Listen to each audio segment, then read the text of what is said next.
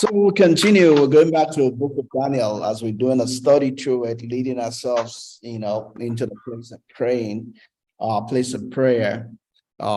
We finished Daniel chapter 6, verse 5 before we went on the break. So we're going to Daniel chapter 6, verse 6.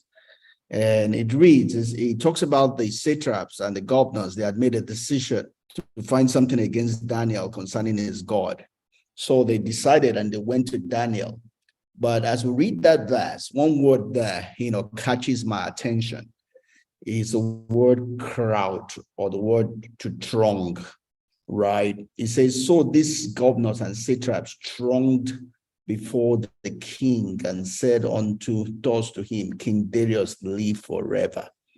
The word throng there means that they intentionally went to get a decision by manipulating the king. They did not give him the opportunity to think and make his own decision. I don't know if you've ever been in that situation where people just crowd on you. They just come to you and they expect something to extract a decision from you there and there. They don't want you to go and think about it. They don't want you to go and ask your husband. They don't want you to consult. They just want you to make a decision. They make it like a life and death situation, that if you don't make a decision right now, things will go bad. Right. So it's called witchcraft, right? To do that is called witchcraft.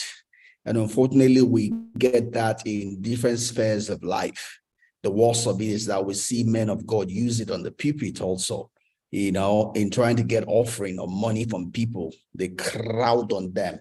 They, as it were, they crush on them. They mob them, right? They gang on them. Right, they swarm them, they jam on them, right? And that is not of God, right? God's work, God's things must be done God's way, not the devil's way. It's not the result that matters. It's not just the result that matters, right? The way we get the result is more important than even the result itself. Because God's work can only and must only be done God's way to get the result